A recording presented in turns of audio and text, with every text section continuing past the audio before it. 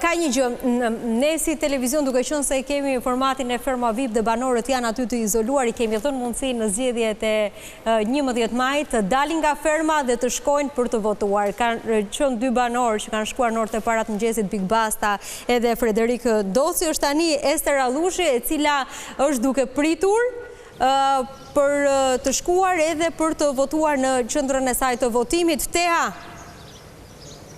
Pranvera, të përshëndes sërish, jemi pikërisht në njësinë administrative të Zallherit, aty ku është qendra e votimit të Ester Allushit.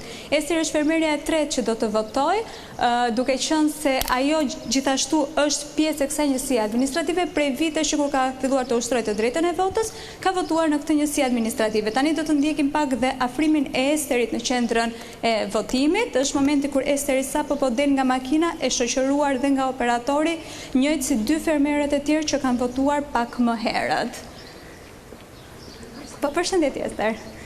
Mund të votoni dhe pak më vonë do të kemi dhe një prononcim nga Esteri. Është hera e parë që Ester voton në mbikëqyrjen e kamerave, kështu që dhe emocionet janë të kuptueshme. Dalin nga ferma, shkojnë për të votuar, na lejoj publiku që edhe mund të mburremi me këtë standard që kemi ofruar. Se nuk folet me celibashin, çonin një kuti votimi. Po varet se votojnë në qendra të ndryshme.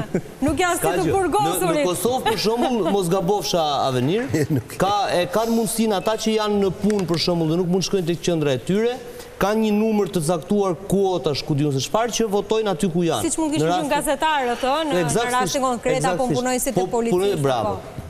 Apo mjekët janë një pjesë jo e vogël e kategorive të ndryshme të cilët nuk kanë mundësi të ushtrojnë të drejtën e tyre të votës. Ndërkohë në pamjet poshtë në ekran ndjekim edhe kryekomisionerin i cili ka mbërritur tashmë në Vor për të njohur me problematikën aty, sepse pretendimet e përfaqësuesve të Partisë Demokratike, zoti Flamur Noka apo Albona Vokshi, ishte që patronazhist janë me karta të Komisionit Qendror të Zgjedhjeve, dalin dhe prononcohen si përfaqësues të Komisionit Qendror të Zgjedhjeve, ndërkohë që janë patronazhist. Kështu që nuk e di se cili do të jetë edhe.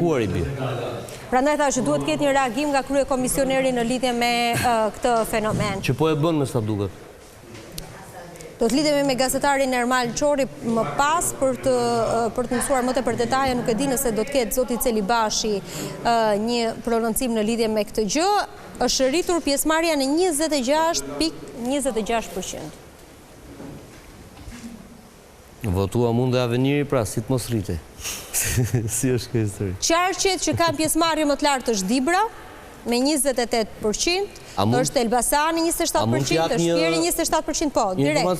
Po, Lezhë 27%, Tirana 29%, dhe Vlora vazhdo të ngelet qarku me pjesëmarrjen më të vogël. Po të shohësh shifrat e votës diasporës, pra sa janë në Shqipëri rezident dhe sa janë jashtë, qarku që ka diasporën në numrin më të madh, mbi 60% është Vlora. Po. Kështu që eventualisht shifra e ulët e pjesëmarrjes tani është justifikuar sepse aq janë aty, se nuk do dalin peshqit që të votojnë. Okej. Ndërsa sa i përket Dibrës, Dibra është e kundërta e Vlorës. Ka më pak. Mbi 65% janë aty. Dhe eventualisht shifra e lartë korrespondon me faktin që rezidentët në Dibër janë numër më të lartë. Por është shumë interesante kjo, domethënë diasporën më të madhe e ka Vlora. Vlora dhe e kundërta më të voglën e kishte ndër më të voglat e kishte Dibra. Nuk do të ishin ndarë këto të dy? Si duket kjo është arsye që edhe Xhiron e kanë lënë për të djegë.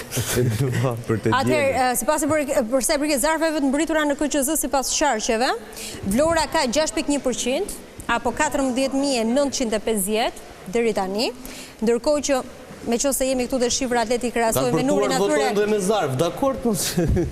Po bra. Ndërkohë që në Dibër, dhe lekët e taksave i kemi shpenzuar ne i kemi paguar. Ndërkohë që në Dibër, ja të shikojmë shifrat, është 7.224, pra 2.9% janë në total nga gjithë Shqipëria. Pra, 2.9%. Okej, jemi me Tean dhe me Esterin, e cila ka përfunduar procesin e votimit.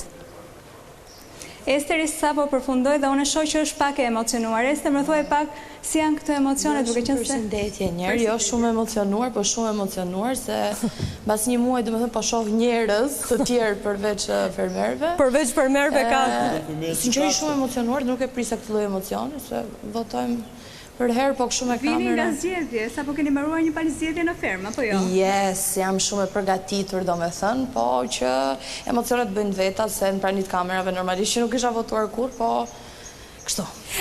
Shumë sukses në të rrugtim tënde.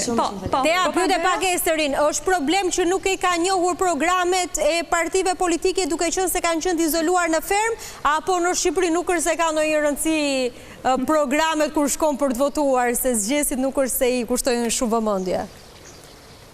Ester, ju keni mbi 40 ditë të izoluar, duke qenë se nuk keni njohur me fushatën, me programet politike, ka qenë e vështirë kjo për të bërë një zgjedhje, apo në Shqipëri nuk është se ka shumë rëndësi zgjedhja e programeve, njohja e programeve politike?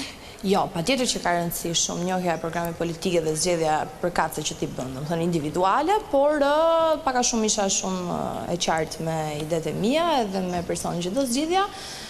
Kështu që edhe i ftoj gjithë qytetarët të votojnë, sepse vota është e shenjtë dhe çdo vote juaja vlen. Kështu çfarë themi tjetër tash na Nuk ke çfarë thua tjetër, bravo të qoftë që ke shkuar të votosh, të falenderoj. Përshëndetje. Edhe Esterin falenderoj dhe te.